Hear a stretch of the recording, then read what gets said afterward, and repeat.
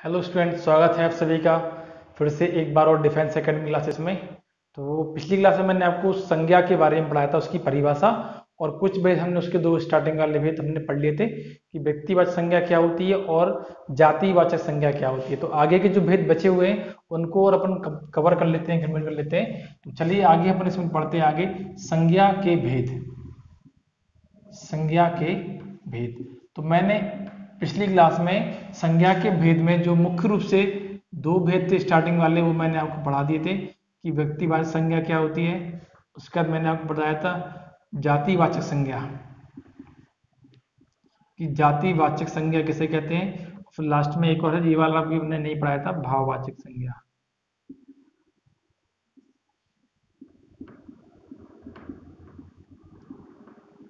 तो चलिए इनके बारे में अपन परिचर्चा कर लेते हैं क्या क्या होता है। मैंने आपको व्यक्तिवाचक संज्ञा के बारे में पढ़ा दिया था कि जहां कहीं भी किसी एक व्यक्ति के नाम की बात आती है जो संसार में केवल एक होता है, उसे अपन व्यक्तिवाचक संज्ञा कहते हैं। उसके बाद मैंने बताया जाति के बारे में, जहाँ भीड़ भाला वाला क्षेत्र होता है, जहाँ समूह के रूप में कोई वस्तुएं होती हैं या फिर चीजें होती हैं या फिर अन्य प्रकार की वस्तुएं होती हैं, तो उससे अपन क्या बोलते हैं, जातिवाचक संज्ञा। ये मैंने आपको पिछली क्लास में भी अच्छे से बताया था। तो आगे हम आज पढ़ने वाले हैं इसमें कि जातिवाचक जो संज्ञा होती है उसके दो मुख्य रूप से भेद होते हैं। पहला कौन सा होता है इसमें, समूहवाचक संज्ञा, समूहवाचक। और दूसरा क्या था इसमें, द्रव्यवाचक। तो जब भी अपन समूहवाचक संज्ञा की बात करते हैं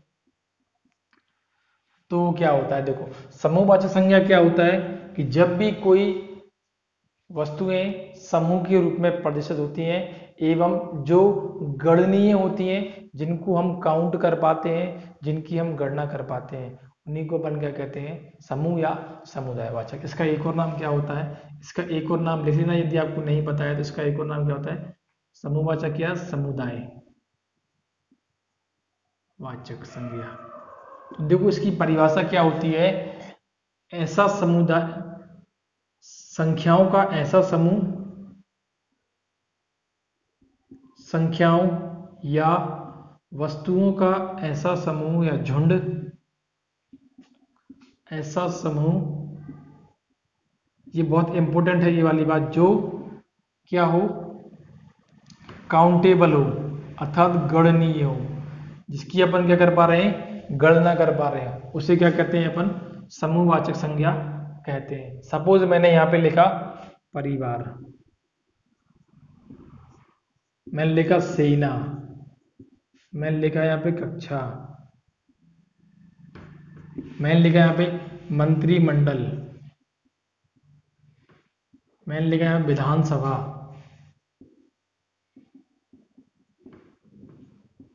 देखो यहाँ पे यदि ऑप्शन में यदि समूहवाचक लिखा नहीं आता है, जातिवाचक लिखा आता है, तो आंसर क्या होगा उसका, जातिवाचक। क्यों? क्योंकि परिवार तो बहुत सारे हैं, सबके अपने अपने परिवार के अलग अलग नाम होते हैं। कोई कहता है कि मतलब शांति कुंज परिवार है किसी का, गरुड़ परिवार है किसी का, जेठा परिवार है।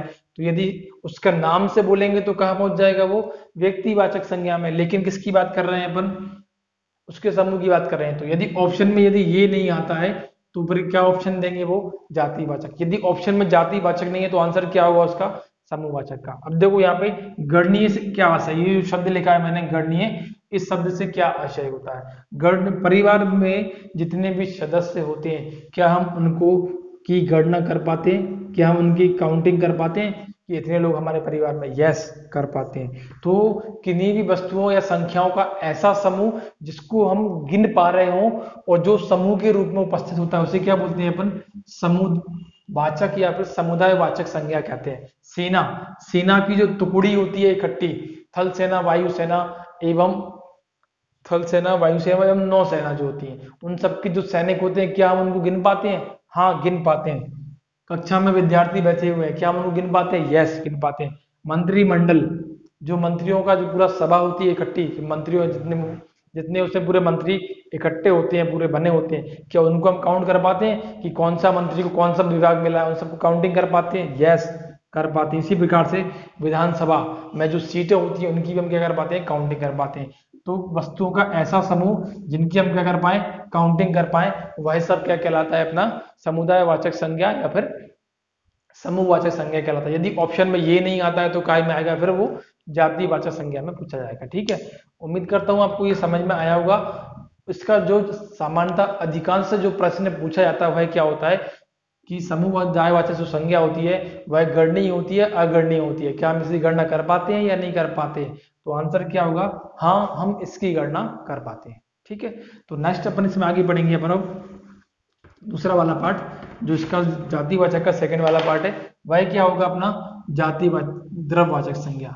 जातिवाचक संज्ञा के अंतर्गत जो दूसरा भेद है वह क्या है, द्रववाचक संज्ञा। द्रववाचक संज्ञा मतलब वे समस्त चीजें जो नाप तोल के अंतर्गत आती हैं, नाप तोल के अंतर्गत आती हैं।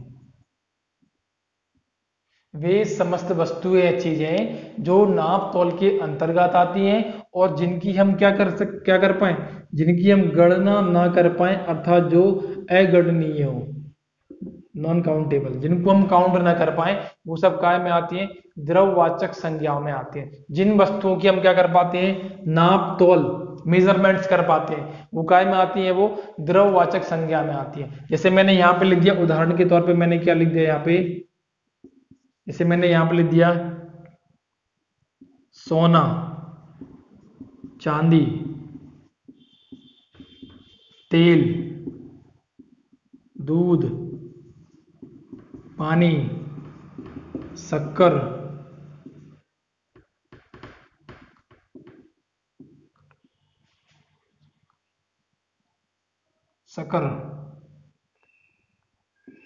इत्यादि। जितनी भी धातुएं होती हैं, वो धातु एवं अधातुएं, जितनी भी नाप तोल की वस्तुएं होती हैं वो सब काय में आती है, द्रववाचक संज्ञा में आती है। क्या सोने के पार्टिकल को हम गिन पाएंगे क्या, बताओ मुझे। आपके हाथ में सोने का एक टुकड़ा है छोटा सा, मैं कहूँ कि उसके पार्ट तोड़ो और उसको गिनो। पानी की बात करूं मैं, एक बोतल में पानी भरा हुआ है, मैं आपसे कहूँ कि उनकी बूंदों को आप गिन पाओ, क्या आप उसको काउंट कर पाओ, क्या नहीं कर पाओ, क्योंकि जब एक बूंद को गिनने जाओगे तो उसमें से बहुत सारी बूंदें बन जाएंगी। ठीक है, तो क्या होगा, ये चीज क्या है, अगणनीय है। तो इसका डायरेक्ट प्रश्न क्या पूछता है कि ऐसी कौन सी संज्ञा होती है जिसकी हम गणना नहीं कर पाते, तो क्या होता है भाई, द्रववाचक संज्ञा होता है। इसके अंतर्गत अधिकांशतः नाप तोल संबंधी वस्तुएं आती हैं जिसमें धातु एवं अधातु दोनों को हम पढ़ते हैं। ठीक है, उम्मीद करता हूं कि आपको ये जातिवाचक वाला पूरा पोर्शन समझ में आया होगा, और उससे पूर्व जो मैंने आपको व्यक्तिवाचक पढ़ाया था वो भी आपको अच्छे समझ में आया होगा, पिछली वाले वीडियो वाला पार्ट। तो चलिए जो लास्ट पार्ट बचा है वो और पढ़ लेते हैं अपन, भाववाचक संज्ञा। अब देखो भाववाचक संज्ञा क्या होती है। भाव मतलब क्या होते हैं, मन के विचार जो मन में तुरंत आते हैं और फिर चले जाते हैं। भाव मतलब क्या होते हैं, विचार, विचारों को बताने वाले, विचारों को, वाचक मतलब क्या होता है, बताने वाले। नामों को क्या बोलते हैं अपन, भाववाचक संज्ञा। अरे बस समझ में, जो भी हमारे मन में विचार आते हैं, जो मन में विचार हमारे विद्यमान होते हैं, उन सभी विचारों को ही अपन क्या बोलते हैं, भाववाचक संज्ञा कहते हैं। ऐसे विचार जिनको हम ना तो हम देख पाते हैं, ओनली महसूस कर पाते हैं, सुन भी नहीं पाते उनको। विचारों को मतलब बोलेंगे वैसे महसूस कर सकते हैं ना उन चीजों को, मतलब वे समस्त संज्ञाएं या नाम जिनको अपन क्या कर पाए, महसूस कर पाते हैं, उनको अपन क्या कहते हैं, भाववाचक संज्ञा कहते हैं, जिनको अपन देख नहीं पाते हैं। सपोज उदाहरण के तौर पर जैसे मैंने यहां क्या लिख दिया, उदाहरण मैंने लिखा, एक अच्छा सा एग्जांपल देता हूं मैं, जैसे मैंने लिखा अच्छा, फिर लिखा मैंने मानव। देखो क्या लिखा मैंने, ऊपर क्या लिखा अच्छा, तो देखो अच्छे से क्या मतलब है, कोई भी वस्तु अच्छी या बुरी हो सकती है, ये हम देख सकते हैं ना। जैसे मैं यहाँ पे बात करूं कि ये मार्कर अच्छा चल रहा है, तो मतलब अच्छा चल रहा है, हमको पता है ना इस बात का, ये चीज हमको दिख रही है क्योंकि ये अच्छा दिख रहा है, अच्छा चीज दिख रही है। कोई भी चीज अच्छी या बुरी होती है वो हम पहचान सकते हैं। उसी प्रकार से मानव, कोई व्यक्ति मानव है तो क्या हम उसको देख पा रहे हैं, हाँ देख पा रहे हैं। तो देखो यदि कोई शब्द लिखा है, यदि इसमें मैं प्रत्यय जोड़ दूं, मैंने जोड़ दिया अच्छाई, इसमें क्या प्रत्यय जोड़ दिया मैंने, आई प्रत्यय। मानवता मैंने, मानव में मैंने ता प्रत्यय जोड़ दिया, मानवता। तो मुझे बताओ आप मुझे एक बात, अच्छा या बुरा तो दिखाई देता है लेकिन अच्छाई दिखाई नहीं देती, वो तो महसूस होती है जिसको वो रहती है। उसी प्रकार से मानव तो दिखाई देता है लेकिन उसकी जो मानवता होती है वह दिखाई नहीं देती है। इसी प्रकार से मैं इसके कुछ और एग्जाम्पल्स आपको बता देता हूं मैं भाववाचक के अंतर्गत। जैसे कोई व्यक्ति गरीब है तो वह तो दिखाई देगा कि वह गरीब है, लेकिन जिन हालातों में वह जी रहा है तो उसको क्या बोलेंगे अपन, गरीबी। तो जो गरीब है वही उस गरीबी को महसूस कर पाएगा। गरीब यदि कोई व्यक्ति है तो उसको तो अपन देख सकते हैं कि यार इसके पास पैसे नहीं है, ये मतलब गरीब व्यक्ति है, ये मतलब निर्धन व्यक्ति है, परंतु मैं बोलूं कि गरीबी, लेकिन वो दिखाई नहीं देगी। वो तो क्या होगी, जब तक हम खुद गरीब नहीं बन जाएंगे, हम खुद उस चीज को महसूस नहीं करेंगे, तब तक वो हमें पल्ले नहीं पड़ेगी। इसी प्रकार से मैं ऐसे बात करूं यहाँ पे, यदि कोई व्यक्ति काम नहीं करेगा तो क्या बोलेंगे उसको कि भाई कैसा है, बेरोजगार है। तो वो हमको दिखाई देगा ना कि मतलब ये व्यक्ति बेरोजगार है, ये कोई काम नहीं करता। यदि मैं इसमें आरी प्रत्यय लगा दूं बेरोजगारी में, बेरोजगारी में आरी प्रत्यय लगा दूं, लास्ट में ई प्रत्यय लगा दूं, तो क्या हो जाएगा, बेरोजगार का बेरोजगारी। तो बेरोजगारी महसूस होती है। उसी प्रकार से कोई व्यक्ति है बूढ़ा, तो बूढ़ा में पा लगा दिया, बूढ़ापा, बूढ़ा व्यक्ति, उसमें मैंने क्या लगा दिया, पा प्रत्यय, तो क्या बन गया, बुढ़ापा। तो बुढ़ापा जब हमारा आएगा तब उस टाइम पे हम उसको महसूस करेंगे, लेकिन यदि कोई व्यक्ति बूढ़ा है तो उसको तो हम देख सकते हैं ना। तो इस तरह वाले शब्द तो क्या हो जाएंगे, इस तरह वाले शब्द तो हो जाएंगे क्या, जातिवाचक संज्ञा। लेकिन जो इस तरह वाले, जो ये वाले शब्द हैं, ये वाले, वो क्या हो जाएंगे, अपने भाववाचक संज्ञा। ये वाले जो शब्द हैं ये क्या बताएंगे, उसके भाव को व्यक्त करेंगे। तो उम्मीद करता हूँ शायद जो मैं आपको यहाँ पे बात समझाना चाह रहा हूँ वो आपको समझ में आ रही हो, कि जो भी हमारे मन के विचार होते हैं, जो मन में विद्यमान होते हैं, जैसे मैं बात करूं, किसी को देखकर आप जलस फील करते हो, ईर्ष्या, जिसे क्या बोलते हैं अपन, ईर्ष्या बोलते हैं। या फिर किसी को देखकर आप प्रसन्नता व्यक्त करते हैं अपनी, होता है ना। या फिर किसी को देखकर आप दुख व्यक्त करते हैं। तो ये सब चीजें जो होती हैं, जो व्यक्ति इन चीजों को महसूस करता है वही जान सकता है ना इसको, हर कोई थोड़ी जानेगा। वैसे मान लो कोई दुखी है मन में, तो उसके मन के दुख को हम सिर्फ महसूस ही कर पाएंगे ना, क्या हम उसके दुख को देख पाएंगे, क्या ये इस चीज से दुखी है, ये चीज बता सकते हैं, लेकिन जो दुख है अंदर उसको तो नहीं देख पाएंगे ना। वो तो एक भावना होती है ना हमारे मन की, जिसको हम फील कर पाते हैं, महसूस। जैसे इसमें प्रेम आता है, प्रेम दिखाई देता है क्या, नहीं दिखाई देता है, महसूस होता है। उसी प्रकार से ईर्ष्या महसूस होती है। प्रसन्नता मुख पे तो दिखाई देती है, लेकिन वो भी हमें अंदर अंदर क्या करना पड़ता है, महसूस। उसी प्रकार से एक शब्द होता है आनंद, ये भी क्या होता है, दुख।